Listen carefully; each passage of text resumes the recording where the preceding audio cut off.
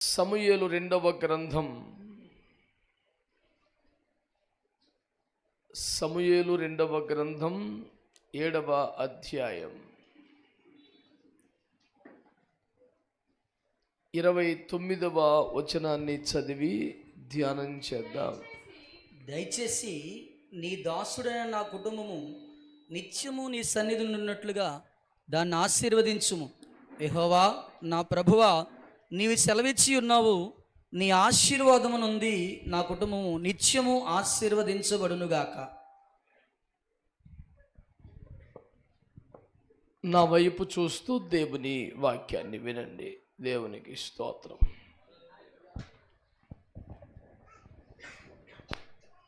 దైవజనుడు అని కూడా అనబడిన దావీదు తన జీవిత చరమాంకములో దాదాపు పెద్ద వయస్సులో పలికినటువంటి మాట ఇది. నీ ఆశీర్వాదము నుండి నా కుటుంబము ఎల్లప్పుడూ నీ సన్నిధిని ఆశీర్వదింపబడునుగాక అని అంటాడు. ఈ రోజున మనకు అనుగ్రహించబడ్డ ఈ సమయంలో అందరూ కూడా గమనించమని కోరుతున్నటువంటి మాట,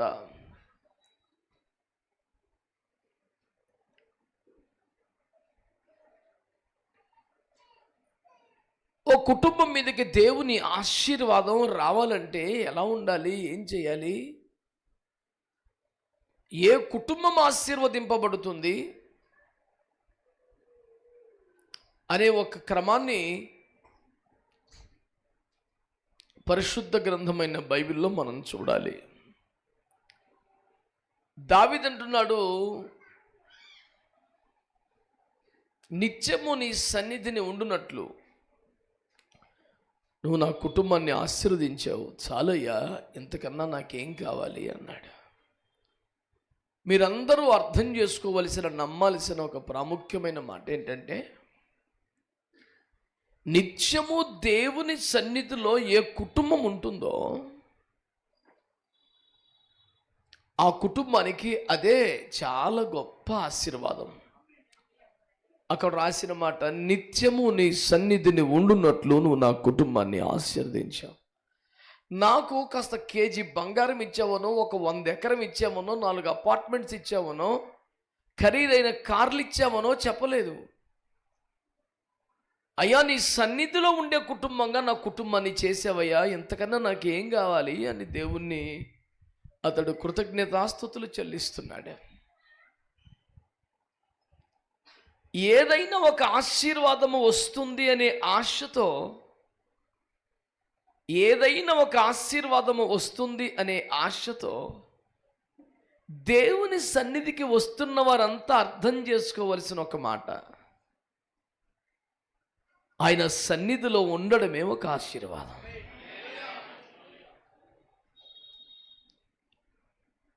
బైబిల్ గ్రంథములో దేవుని ప్రజలకు అనుగ్రహించబడ్డ ఆశీర్వాదాలలో ఒక వాగ్దానం ఏంటి తెలుసా? నా సన్నిధి భాగ్యము నీకెత్తును అని, నా సన్నిధి నిలుచు భాగ్యము నీకెత్తును అని. కాబట్టి దేవుని సన్నిధికి వస్తే ఒక ఆశీర్వాదం వస్తుందనే ఆశలో తప్పు లేదు, కానీ అసలు దేవుని సన్నిధిలో ఉండడమే ఒక ఆశీర్వాదం. అంటే మీరు దాన్ని ఎలా రిసీవ్ చేసుకోవాలో ఒకసారి ఆలోచించండి. రై కూర్చో, కదలకుండా లో ఏ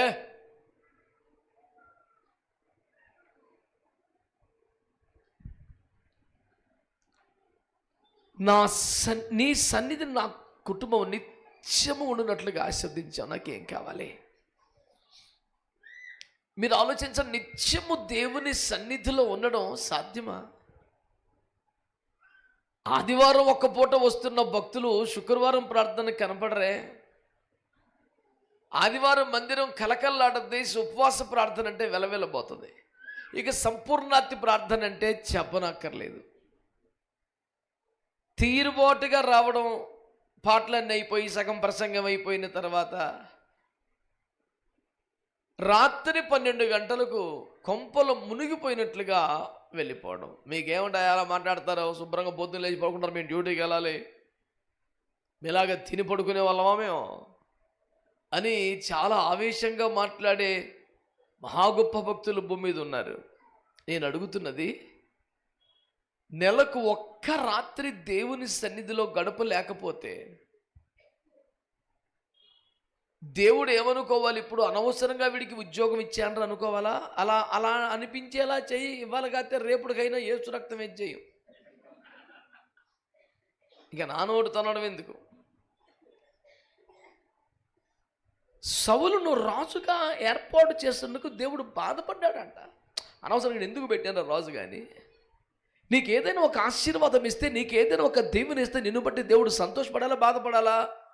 వీడికి అనవసరంగా ఉద్యోగం ఇచ్చాను, అనవసరంగా వ్యాపారం ఇచ్చాను. ఈ వ్యాపారం లేనప్పుడు కుదురుగా ఉండేవాడు, ఈ ఉద్యోగం లేనప్పుడు దేవుని సన్నిధిలో బతికేవాడు. ఫలించు కొమ్మ బహుగా ఫలించినట్లు ఫలించిన వాటిని అనుకుతున్న పని ఎందుకు? నువ్వు ఇంకా ఫలించాలి, ఇంకా ఫలించాలని ఎన్నో చేస్తున్నాడు దేవుడు. దీవిస్తున్నా కొద్ది ఇంకా దూరం అవుతావా? ఉపదేశంలోనికి వెళ్ళక ముందు నేను ఒక మాట మీకు మనవి చేస్తున్నాను. మనము దేవుని సన్నిధిలో పొందే సకల ఆశీర్వాదాలలో ఆయన సన్నిధిలో ఉండడమే అతి గొప్ప ఆశీర్వాదం అని, దానికి మించిన ఆశీర్వాదం లేదని మనం మొదట గ్రహించాలని ప్రభువు పేరట మనవి చేస్తున్నాను. మళ్ళీ మళ్ళీ చెప్తున్నాను, దేవుని సన్నిధిలో ఉండడం మనకు ఆశీర్వాదం. దావీదు మహారాజు, నేనైతే చక్కని మేడల్లో ఉన్నాను, నా దేవుని మందసమేమో గుడారాల్లో ఉంది, నా దేవుని కోసం ఒక మందిరం కట్టాలి, యాకోబు యొక్క బలిష్ఠుడికి ఒక నివాసం కట్టాలి అని తాపత్రయపడ్డాడు. మెటీరియల్ అంతా సమకూర్చాడు. సర్వం సన్నద్ధం అనే దశలో నీ జీవితం అంతా యుద్ధములు చేస్తున్న రక్తం ఒలికించావు గనక ఆ చేతులతో మందిరం కట్టొద్దులే, నీ గర్భమును పుట్టే కుమారుడితో నేను కట్టిస్తాను అంటే ఆగాడు. కానీ నీ చివరి కోరిక ఏమిటయ్యా అని అడిగితే ఆయన ఇచ్చిన జవాబు ఏంటి గుర్తుందా మీకు? చిరకాలము యెహోవా మందిరములో నేను నివాసం చేస్తాను. ఆమేన్. 23వ కీర్తన 6వ వచనంలో ఆ మాట అంటాడు కదా. 27వ కీర్తన 4వ వచనంలో కూడా నేను యెహోవా యొద్ద ఒక వరం అడిగి దాన్ని వెతుకుతున్నాను అంటాడు. ఏమిటయ్యా వరం అంటే? ఆయన ఆలయములో ఆయనను ధ్యానించే కృప నాకు కావాలంటాడు. ఏమండి, అంత అతని పేరు మీద ఒక నగరమే కట్టుకున్నాడు కదా, ఒక ప్రేయర్ రూమ్ పెట్టుకోలేకపోయాడా? ముందే ఆయనకి ప్రేయర్ రూము, తనకే ప్రేయర్ రూమ్ లేకపోతే రోజుకు 3 సార్లు ఎలా ప్రార్థన చేస్తున్నాడు, 7 సార్లు ఎలాగ స్తుతి ఆరాధన చేస్తున్నాడు, దివారాత్రులు దేవుని వాక్యం ఎలా ధ్యానం చేస్తున్నాడు. అంటే ప్రతిరోజు 3 సార్లు ప్రార్థన చేసినా, 7 సార్లు స్పెషల్గా ప్రైజ్ అండ్ వర్షిప్ చేసినా, ఇది కాక దేవుని వాక్యాన్ని ఎప్పుడు చదువుతూ ధ్యానిస్తూ ఉన్నా, అతను లోపల మిగిలిపోతున్న నీ ఆశ ఏంటి, ఒక బోర్నింగ్ డిజైరింగ్ ఏంటని అడిగితే చర్చిలోకి వెళ్ళి ఉండిపోవాలండి బాబు, ఇక్కడ కాదు అసలు.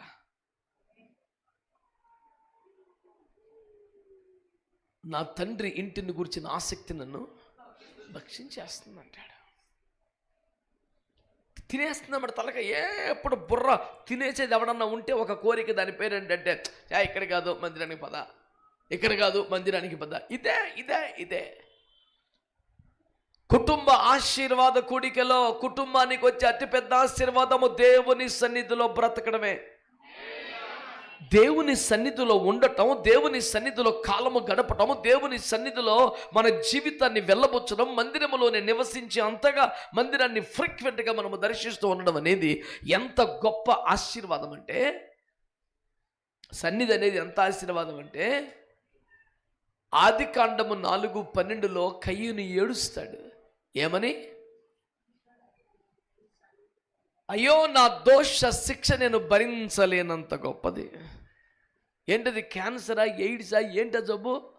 నేను భరించలేనంత భయంకరమైన శిక్ష పడిపోయింది బాబు నాకు అంటాడే. ఏమిటది?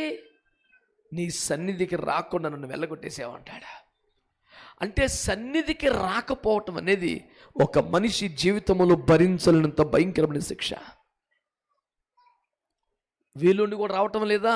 అవకాశం ఉండి కూడా రావటం లేదా? బద్దకించి ఇంటి దగ్గర ఉండిపోతున్నావా? పదే పదే వెళ్ళడం దేనికి అనిపిస్తోందా? దేవుని సన్నిధిలో ఆరంభం నుండి అంతవరకు విసుగ్గా అనిపిస్తోందా? ఒకవేళ నువ్వు దేవుని సన్నిధికి రాకుండా తృణీకరించబడితే నీ లైఫ్లో ఒకటి గుర్తుపెట్టుకో, దానికన్నా భయంకరమైన శిక్ష లైఫ్లో ఇంకేమీ లేదంట.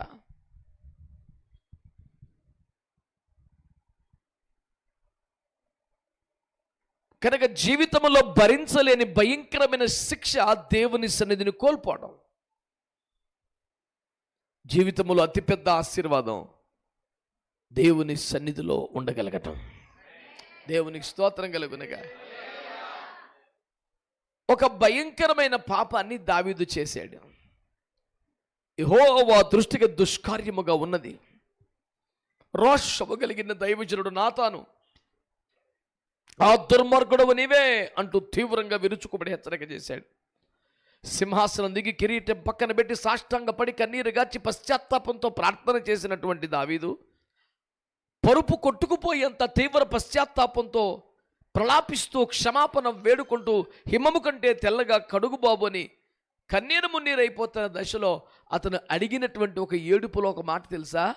నీ సన్నిధులను మాత్రం తోసేయకయ్యా, చెత్త కొట్టేయి, అవసరమైతే రాజ్యాన్ని తీసే, అధికారం తీసే, ఏమన్నా తీసే, సన్నిధుల్లో మాత్రం తోసేయకు. అధికారం లేకపోయినా అడవుల్లో, కొండల్లో, గుట్టల్లో కూడా నేను హ్యాపీగా బతికేయగలను. ఎక్కడున్న పాటలు పాడుకున్నాను, సితార వాయించుకుని ఆరాధన చేసుకుంటాను. కానీ సన్నిధిని కోల్పోతే నా లైఫ్ ఇంకా వేస్ట్.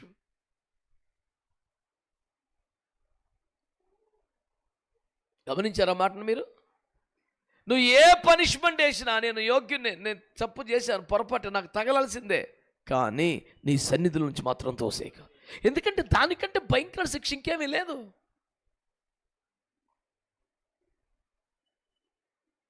ఆ పక్క కీర్తనలోనే అంటాడు, దోయగు పక్కనే ఉండి డబుల్ గేమ్ ఆడుతూ దావీదు గారు సౌలు చేత తరమబడుతూ ఉంటే దావీదుకు సహకారిగా దావీదు టీంలో జాయిన్ అయ్యి దావీదు ఎక్కడ దాక్కుంటే ఎక్కడ సమాచారాన్ని సౌలుకు పంపిస్తున్నాడు.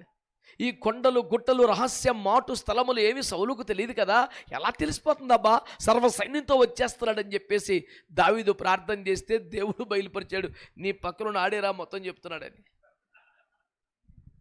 చాలా బాధ కలుగుద్ది కదా.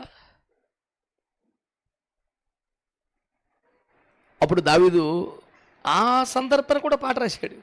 ఆయనకి బాధ వచ్చినా, కోపం వచ్చినా, ఏడుపు వచ్చినా, ఆనందం వేసినా, ఎవరన్నా తిట్టాలనుకున్నా అతనికి పాటే.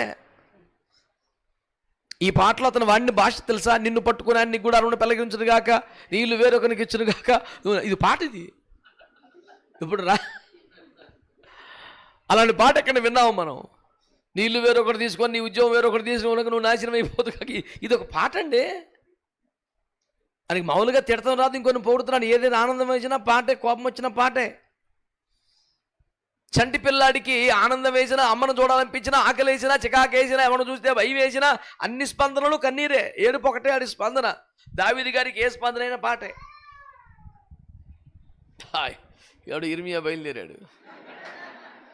దేవునికి స్తోత్రం, హల్లెలూయా. ఎరా, నువ్వు ఇంత కీడు చేసావా, ద్రోహం చేసావా, నాతో ఉన్నట్టుగా నటించి నా సమాచారం అంతా సవులకు చెప్పావు కదా, ఇంత కీడు చేసావు కదా అని మాట్లాడి ఏమన్నాడు తెలుసా? నేనైతే నా దేవుని సన్నిధిలో పచ్చగొన్నాను. నేను రాజ్యాన్ని కోల్పోయాను రా, అధికారాన్ని కోల్పోయిన, అడవులు పాలైన సన్నిధిని కోల్పోలేదు నేను. I'm carrying his presence wherever I go. I'm living the presence of the Almighty. దేవుని బిడ్డలారా, living in God's presence not a joke. Abraham కాలంలో మందిరాలు లేవు కదా, ఏమండి? కానీ అంటాడు అబ్రహాం, ఎవని సన్నిధిని నిలుచున్నాను. దేవునికి మంచి స్తోత్రం చెప్పండి, హల్లెలూయా. ఎవని సన్నిధిని నిలబడి దమ్ముండాలి సార్ ఆ మాట మాట్లాడాలంటే. I'm standing in the presence of the almighty.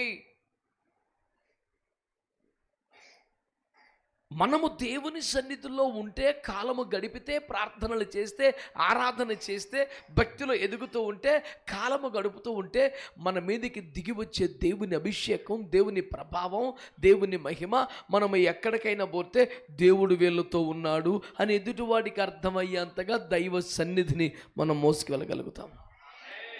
ఆమేన్, హల్లెలూయా. ఇప్పుడు ఒక్క మాట మీరు మంచిగా ఆలోచించండి దేవుని బిడ్డలారా. నిర్గమకాండం 33వ అధ్యాయంలో 1 కోటి రూపాయల మాట రాయబడుతుంది. నేను చెప్పాలనుకున్నది అది కాదు, దాని కింది వచనం. నీ సన్నిధి నాతో రాకపోతే నన్ను వెళ్ళనివ్వద్దు అన్న మాట మనకందరికి కంటుతాయే.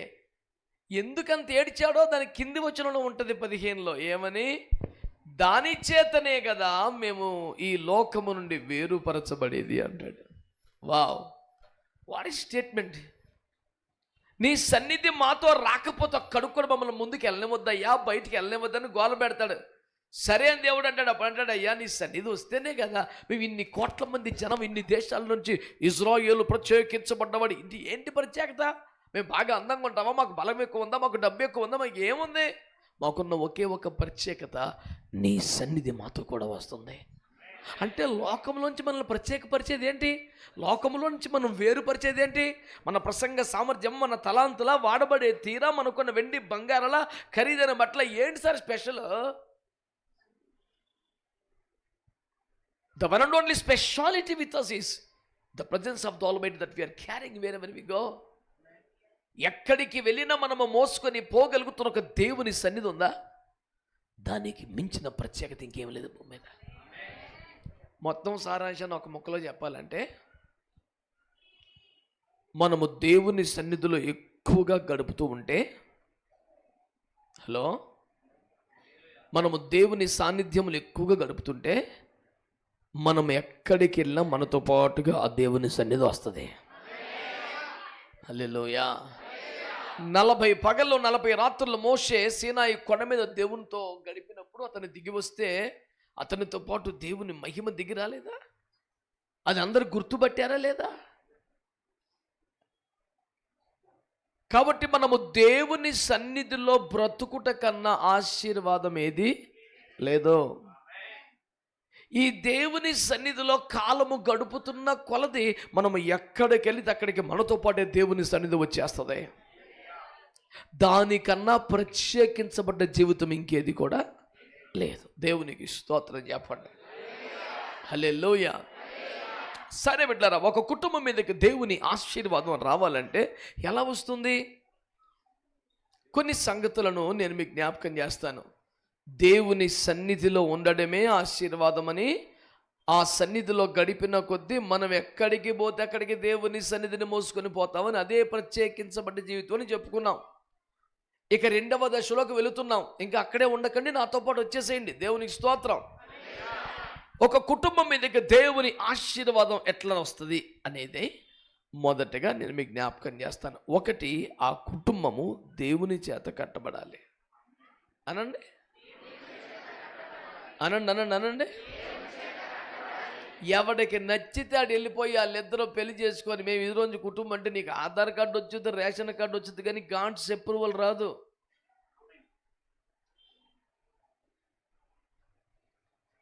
ఈ మాట, ఈ భాష కఠినంగా ఉన్న భరించండి, తప్పదు.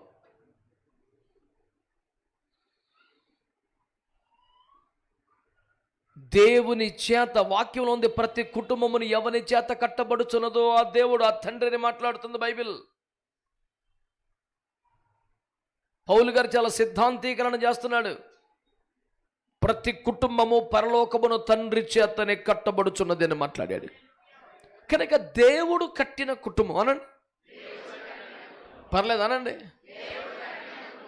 అంటే కుటుంబం కట్టబట్టం అంటే ఏంటి? ప్రాథమికంగా వివాహం.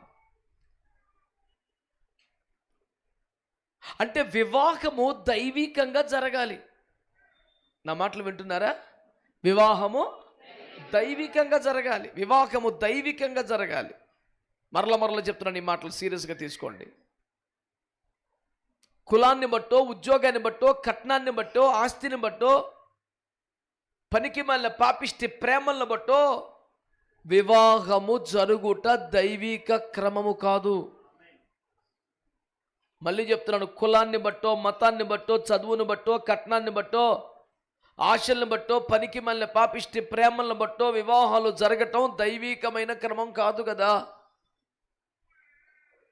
ప్రార్థనా పూర్వకంగా దేవుని ఆత్మ నడిపింపులో ఆత్మ పూర్ణులైన దైవజనుల ప్రార్థనా పూర్వక ప్రయత్నములోనే కుటుంబ వ్యవస్థ కట్టబడాలి. ఆమేన్. నేను సరదాగా ఆయా పెళ్ళిళ్ళు చెబుతుంటాను, మీకు చెబుతాను. ఇప్పుడు కుటుంబానికి సంబంధించినటువంటి ABCDEFG వరకు కొన్ని అక్షరాలు నాకు పెద్దగా ఎక్కువ చదువుకోలేదు కాబట్టి రావు, కొన్ని వచ్చు. వచ్చిన కాడికి చెప్తాను వినండి. ఒక వివాహ సంబంధాన్ని ఖాయపరుచుకునే ప్రయత్నములో చాలా భక్తి కలిగిన వారిగా కనిపించే క్రైస్తవులు, సీనియర్ మోస్ట్ క్రైస్తవులు కూడా చేసే వ్యవహారం ఎలా ఉంటుందో తెలుసా? ఫస్ట్ ఏ అంటే ఏజ్ చూస్తారు, తప్పులేదు అనుకుందాం.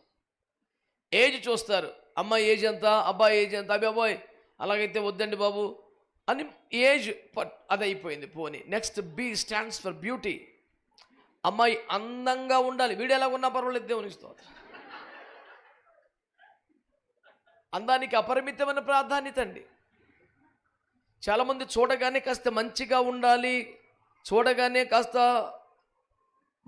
మర్యాదగా గౌరవంగా సలక్షణంగా అలా ఉండదండి. ఖచ్చితంగా ఇంత పొడుగు ఉండాలి, జడ ఇంత పొడుగు ఉండాలి, ముక్కు ఇంత పొడుగు ఉండాలి. వీడన్నీ కొలతలు పెట్టుకొని రాసుకొని కూర్చుంటాడు ఒకడు. అంత తింగరతనం. నువ్వు అలాగే ప్రార్థన చేయి, దేవుడు నీకు అలాగే ఇస్తాడని ప్రసంగం చేసే ఒక పాస్టర్ దొరుకుతాడు అడిగి. నీకు ఏది కావాలో దేవుని స్పష్టంగా అడగాలి. నీ భార్య ఎంత హైట్ ఉండాలని కోరుకుంటున్నావు, ఇప్పుడే కాగితం మీద రా, నీ కోసం ప్రార్థన చేస్తానంటే ఆడికి ఈ కాగితాలు రాత్రమే సరిపోద్ది. అడిగి వీడు బోధలా ఏడిచింది, ఆడు బతికేలాగా ఏడిచింది. బ్యూటీ అయిపోయిన తర్వాత నీచే నికృష్ట సిగ్గుమాలిన పాపిష్టి క్యాస్ట్. వీడెంత ప్రార్థన చేసినా, ఎంత ఆరాధన చేసినా, ఎన్ని ప్రసంగాలు చేసినా పెళ్ళినప్పటికీ వాళ్ళు ఎవరో, అసలు నువ్వెవడురా నీచ మానవా, సిగ్గు ఎగ్గు లేకపోతే కులమేమిటి దరిద్రం అని. యేసు ప్రభు సృష్టికర్తను నమ్మినవాడు ఎవడు కూడా కులాన్ని నమ్మకూడదు. బైబిల్లోని దేవుడు సృష్టికర్తను నమ్మినవాడు ఎవడు కులాన్ని నమ్మకూడదు. ఎందుకంటే ఆయన ఒక పురుషుని ఒక స్త్రీని కలుగజేస్తే భూలోకంలో సంతతంతా వారిద్దరి ద్వారానే వచ్చింది. 4 జంటలను దేవుడు పుట్టించలేదు, వారి ద్వారా సంతానం కలగలేదు, ఒక్కరి ద్వారానే. మరి ఒక తండ్రికి ఒక తల్లికి పుడితే 4 కులాలు ఎందుకు వస్తే? బుద్ధి జ్ఞానం లేకపోతే సరే. అది మనుష్యుల మాయోపాయం చేత కల్పించబడ్డ కుల వ్యవస్థ. దానిని ఏమాత్రం కూడా అంగీకరించవలసిన పని లేదని నేను ప్రభు పేరిట మీకు మనవి చేస్తున్నాను. 3వది క్యాస్ట్. అదైపోయిన తర్వాత డి దుర్మార్గం, అరాచకం, సిగ్గుమాలినతనం, పాపాల్లోకెళ్ళి అతిపెద్ద పాపం డౌరీ. ఇలా నాలాంటోడు విరుచుకుపడిపోతాడని పేరు మారుస్తాడు.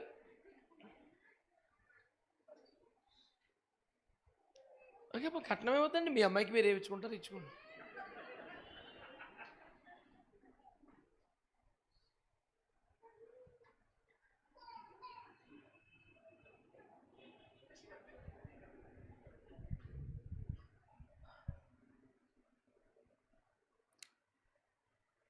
ఏమండి, కానుకల పేరు మీద, లాంఛనాల పేరు మీద అమ్మాయికి ఎంత ఆస్తుందో, అమ్మాయి పేరు మీద ఎంత పెట్టారో, ఎప్పుడు రాస్తారు, ఈ దరిద్రపు ఎంకవైరితో అడుగు ముందుకేస్తాడు. డి డి డి అబ్యాచి. అది అయిపోయిన తర్వాత ఈ ఎడ్యుకేషన్ అడుగుతాడు. కొంతవరకు సమంజసం అనిపించే కారణం, కనీసం రేపొద్దున దేవుడు పిల్లల్ని ఇస్తాలకి ఏబీసీలు దిద్దించేపటి జ్ఞానం అన్న ఉండాలి కదా. దరిద్రం. పేరెంట్స్కి టీచర్స్ ఏమన్నా రాసి పంపితే డైరీలో అదైనా చదువుకునే కెపాసిటీ ఉండాలి కదా. ఎడ్యుకేషన్ అదే కూడా అయిపోతే దేవునికి స్తోత్రం. అప్పుడు వాళ్ళ ఫ్యామిలీ బ్యాక్గ్రౌండ్ మీద ఎంక్వైరీ పెడతాడు. ఎంతమంది పిల్లలు అంటే 7 వద్దులయ్యా, వీళ్ళందరికీ సేవలు చేసుకుంటే చచ్చిపోతాడు మావాడు. అసలు అంత పెద్ద కుటుంబం అయితే ఒక పిల్లే ఉండాలా, పొన్ను మహా అయితే 2 ఉండాలా, కనీసం 20 ఎకరం ఉండాలా, చిరుకుపోతే వస్తుంది. ఈ దరిద్రమే. నేనేమంటున్నా అంటే, ఈ ఎఫ్ దాకా ఏది గురించి వీడికి అన్నీ సెట్ చేసుకొని, ఇవన్నీ ఫిక్స్ చేసుకొని అమాయకంగా ఏమి ఎరగనట్టుగా వచ్చి ఆదివారం చర్చిలో మాటకు ముందుకు వస్తారు గాడ్స్ విల్ అంటుంటాడు. ఏ టు ఎఫ్ వీడు సెట్ చేసాడు ఆల్రెడీ.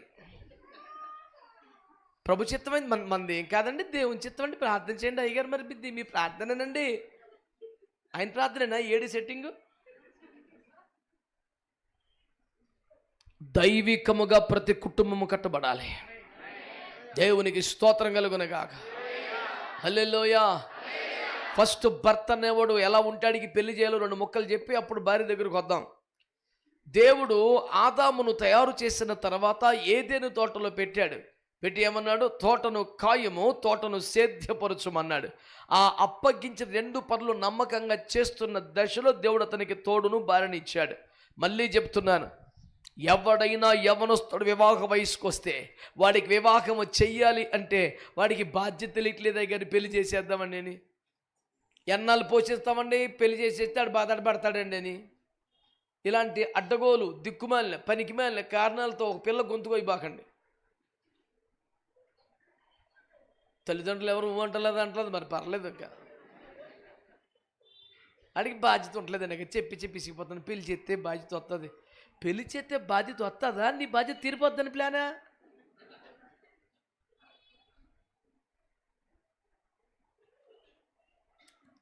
దేవుడు ఆదాముకి ఎప్పుడు పెళ్లి చేశాడో తెలుసా? ఏదేను తోటను సేద్యపరిచిన తర్వాత, కాస్తున్న తర్వాత, శబాష్ వీడు కష్టపడతాడు, పని చేస్తాడు, భార్యకి 2 మెతుకులు అన్నం పెట్టుకునే ఓపికడి దగ్గర ఉంది, కష్టపడతాడు, పని చేస్తాడని దేవుడు పిల్లల్ని ఇచ్చాడు. ₹10 పని చేయని వాడికి, పావలా పనికి ఉన్నోడికి పెళ్లి ఇచ్చేసి ఆడు భూమి మీద రోడ్డు మీదకి వెళ్తే రూపాయికి ₹10 చల్లాడు. వాడు కేవలం మగపిల్లడు కాబట్టి పెళ్లి చేసేయాలి, అది కూడా సకలమైన లాంఛనాలతో. వీళ్ళపై ఆధిపత్యం, మేము మగ పెళ్లివారం, అది ఏమిటట అంత ఆధిపత్యం, దుర్మార్గం, దోపిడీ, దాష్టీకం. వాడు కష్టపడుతున్న వాడై ఉండాలి, పని చేస్తున్న వాడై ఉండాలి, శ్రమ చేసి జీవనం చేసేవాడై ఉండాలి, లేకపోతే వాడికి పిల్లలు ఇవ్వకూడదు. పిల్లోడు ఎక్కడికైనా పడినా ప్రైజులాడంటే భలే పలకిస్తాడండి. ఆడెందుకు పలకిస్తున్నాడో యేసు రక్తం చేయి. అన్నీ నాతో చెప్పించాలని చూడబాకండి మీరు. దేవుని స్తోత్రం. నువ్వు ప్రైజులాడంటేనే పడిపోయావంటే ఇక నీ బిడ్డ ఇంకేమంటే పడిపోయిద్దో ఆలోచించుకో. తెలివితేటలు లేని తల్లిదండ్రులు అందరూ తయారయ్యారు.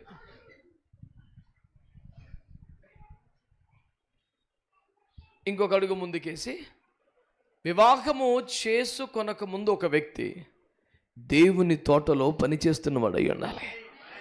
యవన కాలం వచ్చేసరికి వాక్యం చెప్తుంది, 40 వాక్యాలు 3వ అధ్యాయం ఏమంటుంది? 27 యవన కాలమందు నా కాడి మోయిట నరునికి దానిని వాని మీద మోపిన వాడు యెహోవాయే.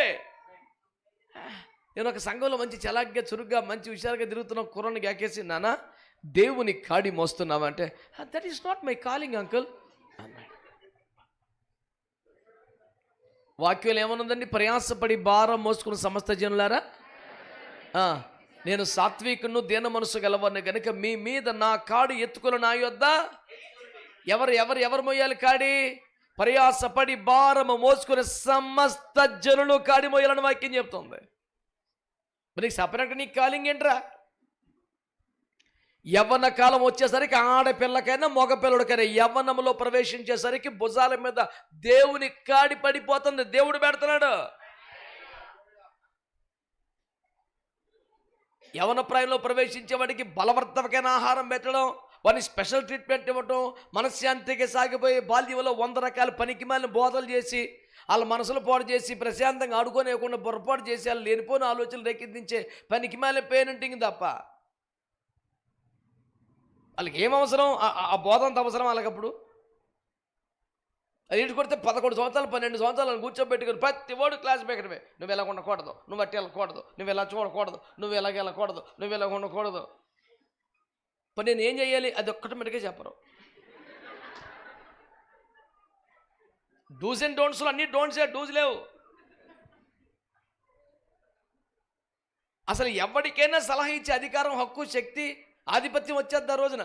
క్లాస్ పెట్టి అమ్మాయి అర్థమైందా?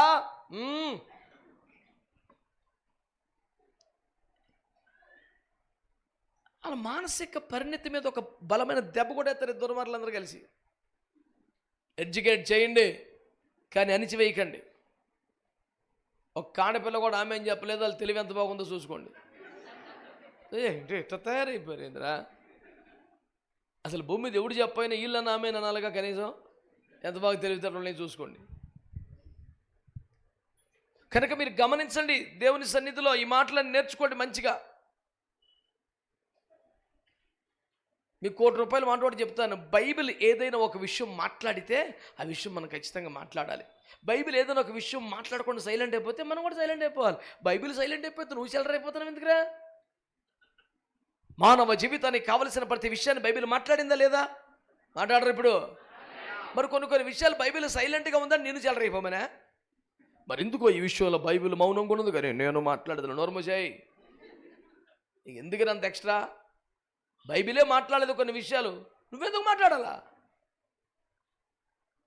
ఎన్నో మర్మాలు రాసిన బైబిల్ గ్రంథంలో నోవహు భార్య పేరు రాయటం తెలీదా దేవుడికి? కయ్యను భార్య, దానికి నువ్వు మీటింగ్ పెడతావురా? కయ్యను భార్య పేరు చెప్తాను తెలుసుకోవాలి రండి. నోవహు భార్య పేరు చెప్తాను రండి. నీకు ఎందుకురా? అదంత అవసరమైతే యేసుప్రభు రాస్తాడు కదా పేరు. నోవహు భార్య పేరు ఎందుకు రాయలో తెలుసా? తెలుసుకోవాలనుకున్నా. దాని మీద స్పెషల్ సెమినార్ ఉంది, ₹100 కట్టండి రండి.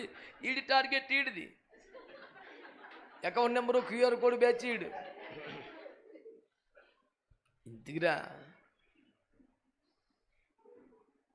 కుదురుకుంటామని మనవి చేస్తున్నాం. దేవునికి స్తోత్రం. మీకు ఈ బోధ నచ్చకపోతే మరి ఇంకోసారి పిలవద్దని అయ్యగారికి చెప్పండి, కానీ నేనైతే బోధ మార్చను సుమా.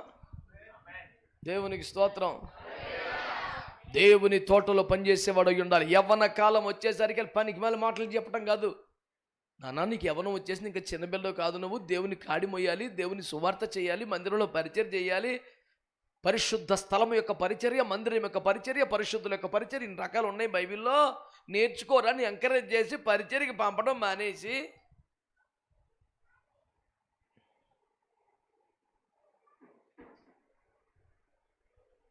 సోకుపడతాం. డ్రెస్ సెలక్షన్ తప్ప ఇంకేమీ నేర్పట్లేదు వాళ్ళకి.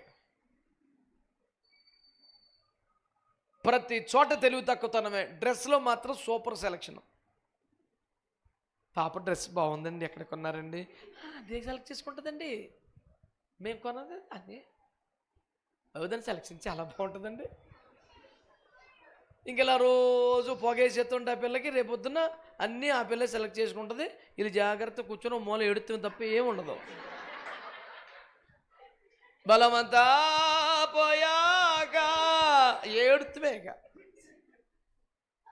వాళ్ళు ఎంకరేజ్ చేయాలి, వాళ్ళకి సపోర్ట్ చేయాలి, మంచి నిర్ణయాలు తీసుకునేలాగా వాళ్ళకి బలమునివ్వాలి, ప్రోత్సాహాన్ని ఇవ్వాలి, సపోర్ట్ చేయాలి. ప్రతి నిర్ణయంలో మీరు నిలబడాలి, తోడుగా ఉండాలి, ఎంకరేజ్ చేయాలి. మంచి నిర్ణయాలు తీసుకుని ఆరోగ్యమైన తలకాయ డెవలప్ చేయాలి. అంతే తప్ప నీ నిర్ణయాలు నువ్వు తీసుకో. మేమిద్దరం కలిసి పార్టీకి వెళ్తాం, నీ పార్టీ నీది, వాళ్ళ పార్టీ వాళ్ళది. ఏమన్నా బోధపడుతుందంటారా? ఏమీ చేయకుండా కుటుంబానికి ఆశీర్వాదం వచ్చేయాలి. నేను ₹100 వేసాను, నాకు 500 వచ్చేస్తే చాలు. ఇది ఎక్కడ స్కీమ్ రా బాబు? యవ్వన కాలం వచ్చేసరికి దేవుని కాడి మొయ్యాలి. అప్పుడు బాధ్యత, వివాహ బాధ్యత దేవుడు తీసుకుంటాడు. వీడు నా తోటలో పని చేస్తున్నాడు, నేను చెప్పిన పని చేస్తున్నాడు, చక్కగా కాస్తున్నాడు తోటనే, ఇతనికి సాటి అయిన సహాయం నేను చూడాలని దేవుడు బాధ్యత తీసుకుంటే ఆ కుటుంబం ఎంత అర్థంగా ఉంటుంది తెలుసా? దేవునికి స్తోత్రం కలుగునగా. హల్లెలూయా, హల్లెలూయా. మరి భార్యని ఎట్లా ఎంపిక చేయాలా? భర్త గారు గొడవ అయిపోయింది, భార్య గొడవ ఎలా ఉండాలి?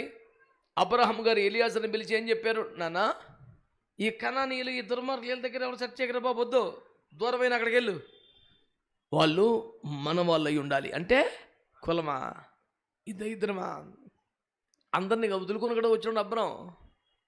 కులం గురించి మాట్లాడుతున్నాడా? నీ స్వజనమును వదిలేయమంటే బయలుదేరినాడు కదా అబ్రాం. అది కాదు ఆయన డిపార్ట్మెంటు. ఈ విశ్వాసం, ఈ భావజాలం, ఈ భక్తి, ఈ హృదయం, ఈ రకం ఉండాలి. అమ్మాయి మనకు వరస అవుతుంది, అమ్మాయికి కొంచెం ఆస్తి ఉన్నది, అమ్మాయి కొంచెం అందంగా ఉంటుంది, ఇదేనా? ₹1,00,00,000 మాట చెప్తాడు ఎలియాజర్కి, నాన్న నీ వెంబడి వచ్చుటకు ఆ చిన్నది ఇష్టపడితే సరే, లేకపోతే వదిలే అన్నాడు. ఇప్పుడు అబ్రాహాము తండ్రి అయిన దేవునికి సాదృశ్యం, ఇస్సాకు యేసుక్రీస్తుకు సాదృశ్యం, ఎలియాజరు పరిశుద్ధాత్మకు సాదృశ్యం, రిబ్కా ఎత్తబడే సంఘానికి సాదృశ్యాలే. కానీ అబ్రామే దేవుడా, ఇస్సాకే యేసుప్రభువా, రిబ్కమే సంఘమా? సాదృశ్యాలేగా.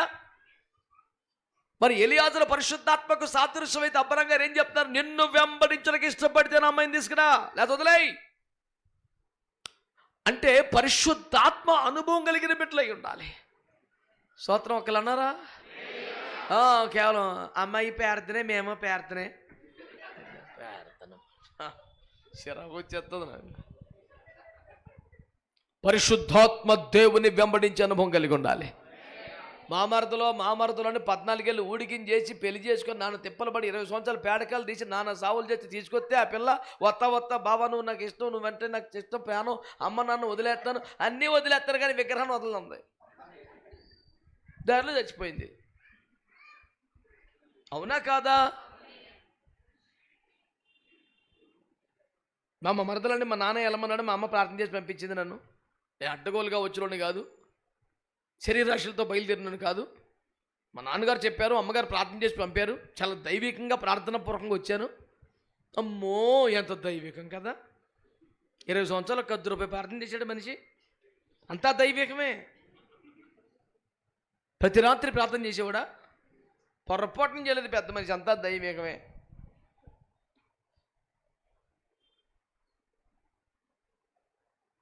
నువ్వు అమ్మాయిని ఇష్టపడ్డావు, అమ్మాయి నీతో రావడానికి ఇష్టపడింది, కానీ తనతో విగ్రహం తెచ్చుకుంది.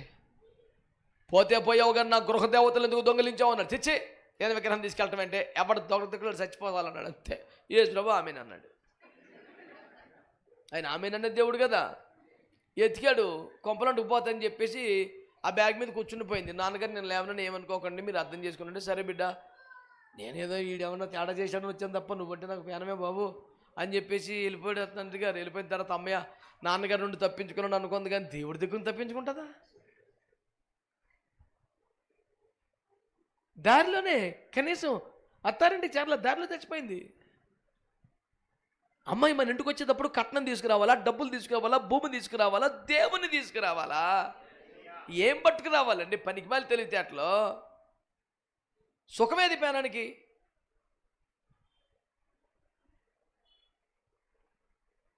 కాబట్టి ఆలోచించండి. విగ్రహారాధన అనుభవాలు, విగ్రహ సంబంధన ఆచారాలు, విగ్రహ పట్ల ప్రియత్వం, ఇలాంటి వాళ్ళు మన కుటుంబానికి ఆత్మీయ ఆశీర్వాదాలను తేలేరు కదా. దేవుడు సృష్టికర్త, ఆయన ఆత్మ, ఆయన మనం ఆత్మలో పూజించాలి. ఏ రూపాన్ని చేసుకోకూడదు, యేసు బొమ్మ కూడా ఎట్టకూడదు, మరియం బొమ్మ అసలే ఎట్టకూడదు అనే పాటి నమ్మకం ఉన్నవాడిని అయితేనే చేసుకోవాలా.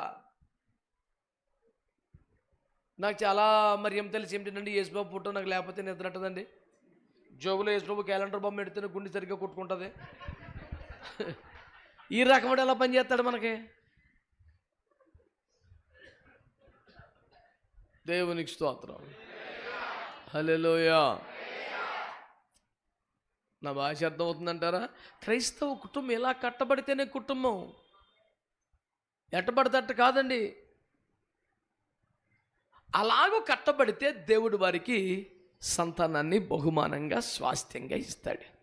స్తోత్రం చెప్పండి. సంతానాన్ని బహుమానంగా స్వాస్థ్యంగా ఇస్తాడు. 127వ కీర్తనలో కదా నేను చెప్పిన మాట, బహుమానంగా స్వాస్థ్యంగా ఇస్తాడు. అయితే చివరి వచనంలో అద్భుతమైన మాట మాట్లాడాడు. అట్టివాడు తన గుమ్మములలో విరోధులతో, నేను చెప్తున్న మాట బాగా వినండి, ఎవరు వాదిస్తారట? యవ్వన కాలం ముందు ఎవరికైతే సంతానం కలుగుతాదో వారట బాణములుగా తయారు చేస్తారట వాళ్ళని. ఎవరు తమ పిల్లలను బాణములుగా అంటే యుద్ధ ఆయుధములుగా తయారు చేస్తారో వారే గుమ్మములో విరోధితో ధైర్యంగా పోట్లాడగలుగుతారు. అంటే యవన కాలం ముందు కలిగినటువంటి సంతానం కుమారులు అనొద్దు, ఎందుకంటే అది భాషా దోషం, తర్జుమా దోషం. కుమారులు యెహోవా అనుగ్రహించు స్వాస్థ్యం మనకు కూడా ఉంది, తప్పది. ఒరిజినల్గా ఉండాల్సింది children are the heritage from the Lord. మగపిల్లలే కాదు, ఆడపిల్లలు కూడా దేవుడిచ్చే బహుమానమే. మగపిల్లలు ఒక రకంగా, ఆడపిల్లలు ఒక రకంగా చెప్పలేదు బైబిల్. వారి శరీర నిర్మాణాన్ని బట్టి మగవారికి కొన్ని బాధ్యతలు, ఆడవారికి కొన్ని బాధ్యతలు ఇచ్చాడు తప్ప వివక్ష చూపలేదు దేవుడు. ఆడవాళ్ళని అణిచివేసే దుర్మార్గానికి దేవుడు ఒడిగట్లేదు. సగం శుద్ధి వెదో బుద్ధిలాగా ఏదో ఒక మొక్క చదివి కలబడిపోవటంగా తొగబెట్టేసుకో. నువ్వు దేవుడు అందరినీ సమానంగా ప్రేమించిన దేవుడు, అందరికీ అవకాశాలు ఇచ్చిన దేవుడు, అందరినీ వాడుకున్న దేవుడు, అందరినీ అభిషేకించిన దేవుడు. సేవలో మరెందుకు కొన్ని పరిమితులు ఉన్నాయంటే బాధ్యతలు, కొన్ని బాధ్యతలు. ఇద్దరు చెరుసగం పనులు చేసుకోవాలని కరెక్ట్గా చెరుసగం పనులు చేసుకుంటావు, కానీ అన్ని పనులు నువ్వు చేయగలవా? వాళ్ళే మాత్రమే చేసే కొన్ని బాధ్యతలు, నువ్వు మాత్రం చేసే కొన్ని బాధ్యతలు ఉన్నాయి. అడ్డంగా మూర్ఖంగా మొండిగా వాగటం కాదు కదా, అది వివక్ష కాదు. ఆయా బాధ్యతలైన పంచి ఇచ్చాడు. దైవిక క్రమాల్లో మనం బ్రతకాలి. ఇది క్రైస్తవ కుటుంబ వ్యవస్థ. ఇవన్నీ గమనించాలని ప్రభు పేరట కోరుతున్నాను. దేవునికి స్తోత్రం కలుగునుగా. ఇప్పుడు పిల్లల్ని ఏం చేయాలంట? ఇప్పుడు ఆయుధములుగా తయారు చేయాలి. అక్కడ చెప్పానన్నమాట, ఆడపిల్లలవని మగపిల్లలవని దేవుడి దగ్గర వివక్ష లేదని చెప్పాను. వాళ్ళు ఏం చేయాలట? వివక్ష ఉండకూడదు. వాళ్ళు ఏం చేయాలి? ఆయుధాలుగా తయారు చేయాలి. యెషయా గ్రంథం 21లో మాట్లాడతాడు. ఏమని తెలిసినా వారి కేడెములకు చమురు పోయలేదే అని కోప్పడ్డాడే. అంటే ఏమిటి అర్థం? వారి పిల్లలే కదా కేడెములు, ఆ కిల్లములే కదా పిల్లలే కదా ఆయుధాలు. వారికి చమురు పోయలేదు అంటే, చమురు అంటే అభిషేకం. నీ పిల్లల్ని అభిషేకంలో తీసుకురాలేదు. వాళ్ళని టీవీ చూడమని రిమోట్ వాళ్ళ చేతికి ఇచ్చి తలుపులేసి తాళలేసి నువ్వు వచ్చేత చర్చికి. పిల్లలేరమ్మా చదువుకున్నారయ్యా. ఏం చదువుకున్నారు నీకేం తెలుసు? దేవుని స్తోత్రం. నేను ఇప్పుడు భూమి మీద ఎక్కడా జరగనివి విచిత్రమైనవి వింతవి ఊహించి చెప్తున్నాను. నేను రోజు తల్లిదండ్రులు గుండెలు బాదుకొని ఏడ్చుకుంటూ చెప్పినే మీకు చెప్తున్నాను. నేను పిల్లలు చదువుకోవాలి, పొదుగుల ప్రార్థన మందిరమని చదువు మాని తిరగమని నేను చెప్పట్లా. ప్రాముఖ్యమైన కోడికల కంటే ఇంకేది ప్రాముఖ్యం కాదని గుర్తుపెట్టుకోండి. సంఘారాధనల కంటే ప్రాముఖ్యమైనది కాదని జ్ఞాపకం చేస్తున్నాను. వీధి కోటాలో, గృహకోటాలో, ఇంకేమైనా ప్రార్థనలో, ప్రత్యేక కోడికలో పోని మిస్ చేసిన ఆదివారపు సంఘారాధన, పరిశుద్ధ బల్ల ఆరాధన కుటుంబాలు ఖచ్చితంగా పాల్పొందాలంతే. ఇందులో నువ్వు గ్రేడింగ్ చేయడానికి, సెలెక్ట్ చేయడానికి ఏమీ లేదు. దేవుని సంది రాకుండా కొంపకి దిగి నెలకు వస్తుంది. నీ పేరుకుంటే 100 రూపాయలు వేసేస్తాను, ఉండిలో వచ్చేస్తుంది ఆశీర్వాదం. 100 రూపాయలకి ఆశీర్వాదం వచ్చే పొలం అయితే భూమి మీద ఎవరన్నా శాపగ్రస్తులు ఉంటాడా? తెలివితేటలున్నాయా? దేవుని సన్నిధిలో ఉంది ఆశీర్వాదం. కుటుంబాలుగా దేవుని సన్నిధికి రావాలి. దేవునికి మహిమ కలుగునగా. ఆమేన్, హల్లెలూయా. ప్రియులారా, ఆ మాటలు మంచిగా అర్థం చేసుకునే ప్రయత్నం చేయండి. ఎలాంటి మనిషిని సెలెక్ట్ చేసుకోవాలి? ఎలియాజరు అడిగారు, ఏమని? అమ్మా నాకు దాహం తీరుస్తావా? నీకే కాదు ఒంటిలో కూడా సెలెక్టెడ్. పరిచర్య చేసే మనసు, కష్టపడే తత్వం, ఇంటి వారి అవసరాలు సరిపడి నీళ్లు తీసుకొచ్చే గుణం, అతిథులు వస్తే వారికి పరిచర్య చేసే మనసు, ఇవి మనం చూడాల్సిన క్వాలిటీస్. దేవునికి స్తోత్రం కలుగునుగా. సంతానాన్ని ఏం చేయాలి? దేవుని చేతులని బాణములుగా తయారు చేయాలి. వారిని దేవుని సేవకుల చేతికి అప్పగించాలి. వారి మీదకి దేవుని అభిషేకపు తైలం వచ్చేలా చూడాలి. అప్పుడు ఆశీర్వదించబడిన పిల్లలుగా వాళ్ళు ఉంటారు. దేవునికి స్తోత్రం కలుగునుగా. అందరూ కలిసి ఆమేన్ అని చెప్పండి. కుటుంబము దైవికంగా కట్టబడాలి అనండి. అంటే అర్థం ఏంటి? కులాన్ని బట్టో, మతాన్ని బట్టో, డబ్బును బట్టో, ఆశను బట్టో, శరీర సంబంధమైన ప్రేమను బట్టో కట్టబడితే అది యథావిధముగా దైవికంగా కట్టబడిన కుటుంబము కాదని దేవుని వాక్యమును బట్టి, దేవుని ఆత్మను బట్టి, పరిశుద్ధుల ప్రార్థనలను బట్టి దైవికమైన ఆత్మ నడిపింపు ద్వారానే కుటుంబాలు కట్టబడాలని, పురుషుడు దేవుని తోటలో పనిచేస్తున్న వాడే కష్టపడి కుటుంబాన్ని పోషించగలిగిన వాడైన అర్హత కలిగి ఉండాలని, స్త్రీ దేవుణ్ణి మోసుకొచ్చే మనసుగా, పరిశుద్ధాత్మను వెంబడించే మనసుగా, పరిచర్య చేసే మనసుగా ఉంటేనే అర్హతని మనం జ్ఞాపకం చేసుకున్నాం. వీరిద్దరిని దేవుడు ఫలింప చేసే సంతానాన్ని ఇస్తే, ఆడపిల్లలైనా మగపిల్లలైనా దేవుడిచ్చిన స్వాస్థ్యమే కాబట్టి దేవుడు వారికి స్వాస్థ్యంగా సంతానాన్ని ఇస్తే వారిని దేవుని చేతిలో బాణములుగా మార్చాలి. వారి మీదకి చమురు వచ్చేలా చూడాలి. వారిని ఆయుధములుగా తయారు చేయాలి. స్పోర్ట్స్కి పంపించడానికేమో 4ంటికి లేపేస్తాం, స్కేటింగ్ తీసుకెళ్ళి వాళ్ళు అరగదిప్పేస్తాం, వేసి రక్త వైద్యం తెల్లరగట్ట. 4ంటికి తీసుకెళ్ళి స్విమ్మింగ్ పూల్లో తోసేస్తామే, అక్కడే మొత్తులతో చిన్న పిల్లోడికి. తెల్లవారుజాము 4 గంటలు కూడా స్పోర్ట్స్కు రెడీ, ప్రైవేట్ క్లాస్కి రెడీ, ట్యూషన్కి రెడీ. ఆదివారం 9 గంటలకు కూడా పిల్లలు సెలవు కదండి, ఇంకా తయారవ్వలేదండి, మేము వచ్చేసామండి. నిన్న 4ంటికి అట్ట తయారయ్యాడు. అసలు ఏమే ఏక్ నెంబర్గా సైతం తయారైపోయింది. ప్రభు యొక్క శిక్షలో బోధలో పిల్లల్ని పెంచాలి. కుటుంబాలుగా దేవుని సంధికి రావాలి. దేవునికి స్తోత్రం కలుగునగా. హల్లెలూయా, హల్లెలూయా. కనుక మందిరాన్ని ప్రేమించాలి, మందిరంలో స్థిరపడాలి, మందిరంలో నాటబడాలి, మందిరంలో పరిచయం చేయాలి, మందిరంలో ప్రార్థన చేయాలి, మందిరంలో ధ్యానించాలి. ఇలాంటివన్నీ రెగ్యులర్గా వినే ముచ్చట్లే కనుక వాటి జోలికి పోకుండా ప్రాథమిక స్థూల విషయాల మీ దగ్గర మాట్లాడాను. ఇక నెక్స్ట్ లెవెల్కి వద్దాం. క్రైస్తవ కుటుంబం అనండి.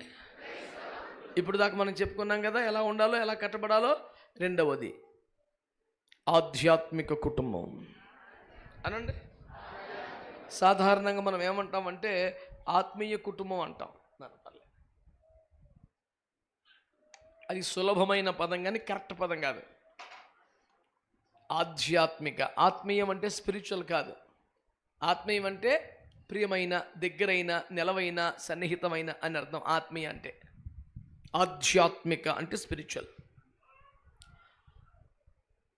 మనకొక ఆధ్యాత్మిక కుటుంబం ఉండాలి అనండి. ఏంటి మన ఆధ్యాత్మిక కుటుంబం? సంఘం. మొదట మన కుటుంబం దైవికంగా కట్టబడాలి. ఓకేనా? క్రైస్తవ కుటుంబం. రెండవది ఆధ్యాత్మిక. మనం అందరం కూడా ఒక ఇంటి వారం అయ్యాం, ఒక ఇంటిగా బ్రతుకుతున్నాం, ఒక ఇంట్లో బ్రతుకుతున్నాం. మరి దేవుని ఇంటి వారం అయ్యామా?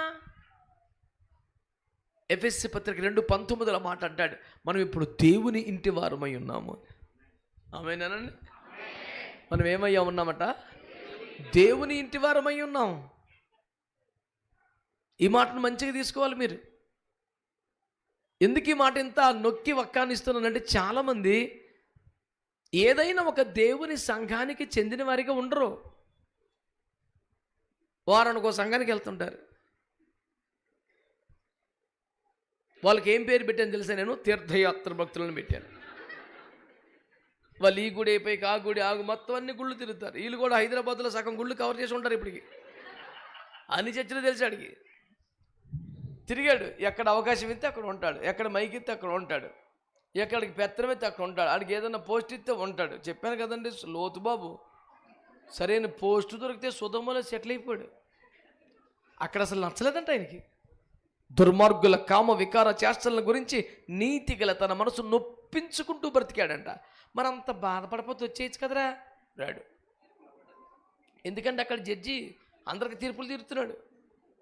అందరూ వచ్చి కష్టం సుఖం చెప్పుకుంటే ఏయ్ వదిలేదా, భార్య కొడతావు, యూజ్లెస్ ఫెలో, 500 ఫైన్ అన్నాడు. ఈ పోస్ట్ బాగుంది వీడికి. అందుకని అంటాను, మొత్తం దొరికితే మోయాబుకి, పోస్ట్ దొరికితే సుధోమకి వెళ్ళిపోకూడదు మనమని. ఒక్కరు కూడా ఆమె అనలేదు. ఈ పెద్దగా అలవాట్లేదురా బాబు మీకు. ఆమెనంటే అర్థం ఏంటి? అయిపోయింది వెళ్ళిపోమనా ఏంటి చెప్పండి? అంతేగా మరి. మనం డబ్బులు దొరికితే ఎక్కడ పడితే అక్కడ వెళ్ళిపోకూడదంటే మీరు ఏమన్నారు మరి? మరి అనరా, మేము పెద్ద అప్లికేషన్ పెడతాం, మీరు శాంక్షన్ చేస్తారు. ఇంకా మహానుభావులు అందరూ వచ్చేసారు బాబా. దేవునికి స్తోత్రం. ఏమన్నా బోధపడుతుంది అంటారా? దేవుని ఇంటి వారం అవ్వాలి అనండి. ఆమె అంటే ఏంటి? సంఘము అనండి. మనము ఏదో ఒక సంఘములో, మందిరములో చక్కగా నాటబడి ఎదగాలి, నాటబడాలి. అల్లాటప్పగా భక్తి వచ్చిపోయే వాళ్ళగా విజిటర్స్గా పూల కుండీల్లో మొక్కలాగా కాదు, నాటబడిపోయిన మొక్కలాగా ఉండాలి. ఈ కుండీల్లో మొక్కలను చూసారా? దేవుని స్తోత్రం. ప్రతి మీటింగ్లో మేము వెళ్తాం. రోజు మీటింగ్లేక మాకు స్టేజ్ నిండా ఉంటాయి కుండీలు. ఆయన మందిరంలో ఉన్నవన్నీ ఆయనకే మహిమ, వాటికి సంబంధం లేదు. అవి కుండీలు 100 రూపాయలు ఇస్తే సప్లై చేస్తాడు. ఎన్ని కుండీలు కావాలంటే అన్ని. అవి రేపొద్దున ఏం చేస్తాడు? రాజకీయ మీటింగ్లో పెడతాడు అయ్యే. ఎల్లుండి ఏం చేస్తాడు? ఒక డ్యాన్స్ ప్రోగ్రాంలో పెడతాడు అయ్యే. ఎల్లుండి ఏం చేస్తాడు? సినిమా రిలీజ్ ఫంక్షన్లో పెడతాడు అయ్యే. ఎందుకని? వాడు సప్లై కంపెనీ వాడు పూల కుండీలు సప్లై చేస్తాడు. కుండీ కొందా, అది ఏ స్టేజీ మీదనే ఉంటుంది. నిన్న ఆధ్యాత్మిక రంగంలో ఉంటే నేడు మనం ఇలా సినీ విభావరికి వెళ్ళకూడదు. కుండీకి ఎందుకు ఉంటుంది ఫీలింగ్? అవునా కాదా? సేమ్ ఈ భక్తులకు ఒక సంఘమా, ఒక కట్టుబాట, నిబంధన, ఒక ఉపదేశమా, క్రమమా? 7 రోజుకు చర్చికి వెళ్తాడు. ఇలాగ దేశ దిమ్మరోలాగా తిరిగి తిరిగి తిరిగి వీడికి ఏం సెట్ అయిందంటే అసలు కాపరే లేని సంఘం. ఏం సంఘం అది? డిజిటల్ సంఘం. అక్కడ కాపరు ఉండడు, తెర డబ్బా రెండే ఉంటాయి.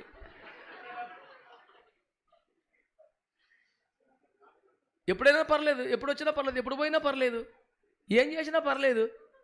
ఆడ వెనకాల కూర్చుంటాడు, సత్య కూర్చుని చాక్లెట్ తింటూ ఉంటాడు, చూయింగ్ గమ్ తింటూ ఉంటాడు, మెసేజ్లు తీసుకుంటాడు. హే తలపైకి సత్తగా వినం ఆమె చెప్పు మోకరి, ఆ గొడవే లేదు. ఆడు ఎప్పుడు వచ్చి ఎప్పుడు పోయినా తగ్గులేదు. ఆడు వస్తాడు ఇలాగెళ్ళగా అనుకుంటాడు, వందేసి వస్తాడు, వెళ్ళిపోతాడు, ప్రశాంతంగా ఉంటుంది ఆడికి. ఇదేమి దరిద్రం అండి ఇది. ఏంటమ్మా నాకు వినపడలేదు, అదే కరెక్ట్ అన్నావా? ఓరు నీ గొడవ అలా మారిపోయేవేటమ్మా నువ్వా?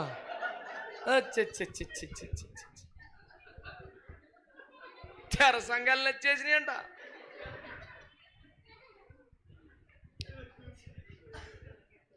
అది దేవుని క్రమమేనా? అది చెప్పండి. సంఘం అన్నాకు ఒక క్రమం ఉండాలా లేదా? మీకు సింపుల్గా టపటపా కొన్ని చెప్పేస్తాను వినండి. యెరూషలేము నుండి యెరికోకి వెళ్తా దొంగల చేతిలో దొరికాడు ఒకడు. ఆడి చెత్తకొట్టి రక్తమడుగులో పడేశాడా? తిరిగి వచ్చిన వాడు యేసు ప్రభుకి సాదృశ్యమా? మాట్లాడరే. ఈ యేసు ప్రభు వారికి ఇక్కడికి ద్రాక్షారసం ఇచ్చాడు. ద్రాక్షారసం అంటే పరిశుద్ధ రక్తం. నూనె ఇచ్చాడు అంటే పరిశుద్ధాత్మ. రెండు ధ్యానాలు అంటే పాత నిబంధన కొత్త నిబంధన పరిశుద్ధ గ్రంథం. ఇప్పుడు చెప్పండి, పడి ఉన్న చోటికి దిగి వచ్చిన వాడు ఎవరో అనండి? యేసు ప్రభు. పరిశుద్ధ రక్తం ఇచ్చింది ఎవరో? పరిశుద్ధ ఆత్మ ఇచ్చింది ఎవరు? పరిశుద్ధ గ్రంథం ఇచ్చింది ఎవరు? రోజు గాయాలు కట్టేది ఎవరు? కాదా? మరి అది గొడవ. రక్తం ఇచ్చింది ఎవరు? ఆత్మనిచ్చింది ఎవరు? పరిశుద్ధ గ్రంథం ఇచ్చింది ఎవరు? మోసుకొచ్చి ఎవడికి అప్పగించాడు? నేను మళ్ళీ వస్తాను, ఈలో పని జాగ్రత్త చూసుకో. ఆయన రెండవసారి మరలా వచ్చే వరకు వీడికి గాయాలు కట్టి, ఆడు తిడితే పడి, ఆడి శివునెత్తులు తుడిచి, ఆడికి నాన్న ఊడికి చేయవలసింది ఎవరు? వాడిని పరామర్శించడానికి ఎంత ఇచ్చాడు? మరి వీడికి ఎంత ఇచ్చాడు? ఎవలా ఇదా ఈ రెండింటితో తాను పరామర్శించు, ఈ రూపాయి నువ్వు తినలా. ఆడికి పెట్టి ఆడు తినగా మిగిలితే తినాలా. అది బ్రెడ్ అయినా, అది యాపిల్ అయినా, జామకైనా అట్ట బతకాలంతే. సపరేట్గా పేమెంట్ ఏం లేదు, ఏసు రక్తం ఏం చేయం. వాళ్ళు శుభ్రంగా బతకాలా, వాళ్ళు 3 పూట్ల హాయిగా తినాలా, వాళ్ళకి వెయ్యాలనిపిస్తామని అయితే దాంతో బతకాలి. అంతే, అంతకని స్కీమ్ ఏం పెట్టలేదు. స్తోత్రం అంటలేదు మీరు? హల్లెలూయా. ఈ సరిపోదు, నువ్వు కష్టపడాలో, నువ్వు కన్నీరు గచ్చాలి, నువ్వు తిప్పలు పడాలా, నేను వచ్చినప్పుడు నీకు ఇస్తానులే అన్నాడు. యేసు ప్రభు వస్తాడు, వచ్చినప్పుడు నాకు జీతం ఇస్తాడని దాని మీద ఆశ పెట్టుకొని ఇక్కడ సేవ చేయాలి. అది సంఘ కాపరంటే. ఆమేన్. మన ఖమ్మం యేసుదాస్ గారి యాక్సిడెంట్ అయ్యి వరంగల్ హాస్పిటల్లో పడితే సొత్తకి వెళ్ళాను ఒకసారి, చాలా సంవత్సరాల క్రితం. వెళితే ఈయన పక్కన ఇంకొక యాక్సిడెంట్ కేసు ఉంది. వాడు మొత్తం రోడ్డు మీద చర్మం అంతా లేచిపోయింది. అయితే ట్రీట్మెంట్ వల్ల ఒక వారం 10 రోజులకి నల్లగా మాడు కట్టేసిన శరీరం. అది అలాగే ఉంటే హీల్ అవ్వదు కదా. నూనె పోసి చెల్లిగా దాన్ని నానబెట్టి ఆ పెంకు కట్టిన దానంతా తీస్తున్నాడు డ్రెస్సింగ్ చేసేవాడు. ఇక ఆ పెయిన్ ఎట్లుంటుంది అంటేనండి, వాడు చెడ్డ బూతులు, పచ్చి బూతులు తిట్టేస్తున్నాడు బాత్తో విలవల్లాడిపోయి. ఈ డ్రెస్సింగ్ చేసేవాడు, ఆ డ్రెస్సర్ వదకు తేబడిన గొర్రెపిల్ల మౌనంగా ఉన్నట్టుగా అన్ని కట్టుకొని చేస్తున్నాడు మౌనంగా. నాకు ఆ తిట్లు భరించలేక, నానే తట్టుకోలేక తెర తీసుకొని వెళ్ళారే ఏంటి ఆ తిట్లని. వీడికి సపోర్ట్గా ఆడిని మందలిద్దామని వెళ్తే ఆడు బాధలో కుట్టుకులు ఆడుతున్నాడు, ఈయన మౌనంగా చేస్తున్నాడు. ఆ నాయన చూసాడు, ఏంటది ఆ తిట్లు ఏంట్రా గొడవ అన్నాడు. నాకు ఆడికి మించిన దైవజనులకి ఇంకెవడు కనపడలేదు. అప్పుడు ఆడికి వందనాలు చెప్పి బయటకు వచ్చా. ఈ యేసుదాస్ గారిని చూశాను, ప్రార్థన చేశాను, ఏదో చేయవలసింది చేశాను, బయటకు వచ్చి నుంచున్న వీడి కోసం. ఈ డ్రెస్సింగ్ అంతా ముగించి బయటకు వచ్చిన తర్వాత ఆపాను. ఏమయ్యా అంటే, ఏంటి సార్ వాడంత భయంకరమైన పచ్చి బూతులు తిడుతున్నాడు కదా, నీకేం కోపం రావట్లేదు అసలు? నేనే తట్టుకోలేకపోయాను రా బాబు అంటే అంటాడు, బామ్మడి బాధలో ఏది తిడతారండి, మాకు రోజు అలవాటే. అసలు గాంధీ మహాత్ముడు కన్నా పెద్ద కనపడుతున్నాడు నాకోడు. ఇంకా ఆసక్తి ఏంటంటే నా ముఖం అర్థమైంది ఆడికి. ఆ బాధలో తిడతారు కానీ డిశ్చార్జ్ వెళ్ళిపోయేటప్పుడు డాక్టర్ గారిని కూడా పట్టించుకోండి, మాకే కాళ్ళకి దండం పెట్టి వెళ్తాడన్నాడు. మీరు నమ్ముతారా? నా కళ్ళకి నీళ్ళు వచ్చి నేను మాట్లాడుతుంటే. ఎందుకని? సరిగ్గా సంఘ కాపరి చేసే పని అదే కదా. వాడికి ప్రాణం ఇచ్చి ఆత్మనిచ్చి తీసుకొచ్చి చర్చిలో పడేసాడు యేసు ప్రభు. ఇక ఆడికి గాయాలు కట్టి ఆడికి అన్ని రకాల ట్రీట్మెంట్లు చేసి యేసు ముందు మచ్చం డాగు కలంకం వంటిది ఏమీ లేకుండా నుంచోబెట్టాల్సిన డ్యూటీ ఎవరిది? పాస్టర్దే. మరి ఈ శుద్ధీకరణలో భాగంగా అప్పుడప్పుడు అయ్యోడిని రాత్తంటే హల్లెలూయా స్పిరిట్ అప్లై చేస్తే మీరు అనే మాటలు మాకేం తెలియదు అనుకున్నారేంటి? అన్నీ తెలుసండి.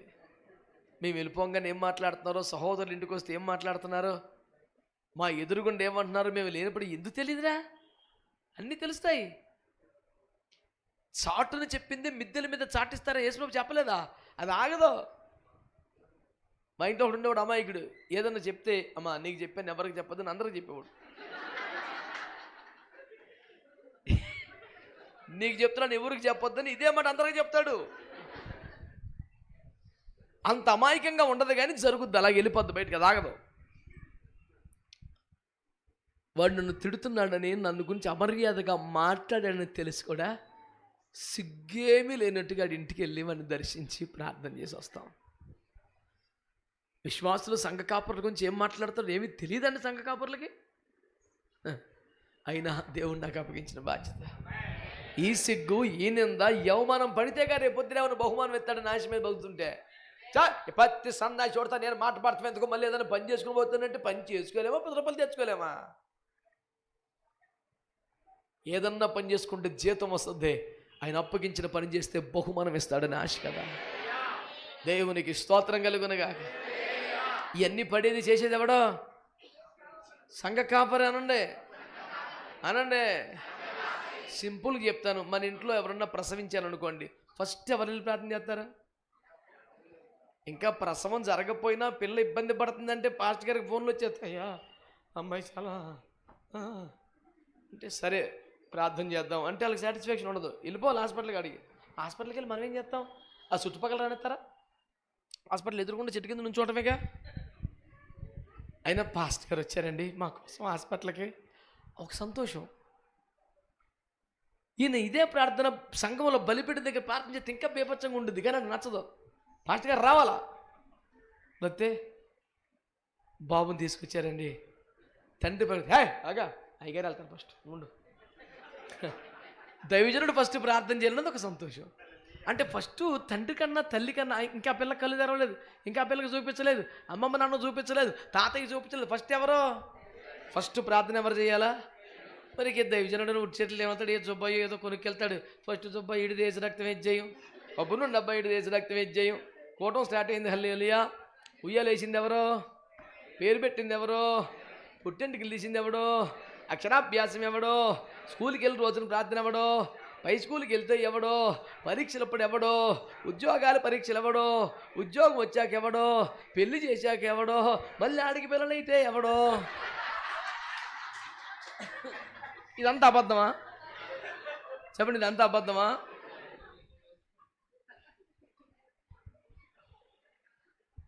ఇవేమి ఆర్జిత సేవలు కావండి. దేవునికి స్తోత్రం.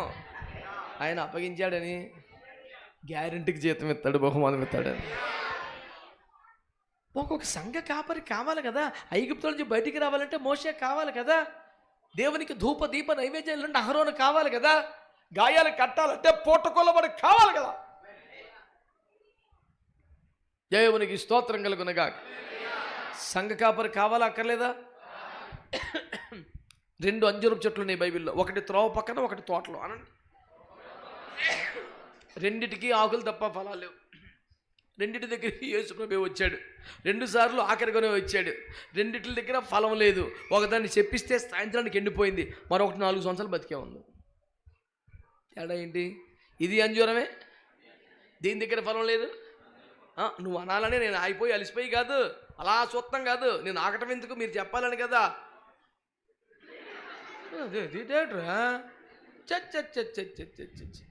ఇది అంజూరమే, అది అది ట్యూన్ అయింది గిటార్. ఇప్పుడు సప్త స్వరాలు పద్ధతిగా పలుకుతాయి. దేవునికి స్తోత్రం. హల్లెలూయా. అర్థమవుతోందా? దీన్ని ఫలం లేదు, దాని దగ్గర ఫలం లేదు. ఇది సాయంత్రానికి ఎండిపోయింది, 4 ఏళ్ళుగా బతికుంది. కారణం ఏంటంటే దీన్ని నరికాయ్ అని అంటే ఎవడా చిల్లరగిపోతున్నాడు అక్కడ. దేవుడి దాకా అక్కర్లా, నా దక్షిణహస్త బలం మీకు తెలీదు.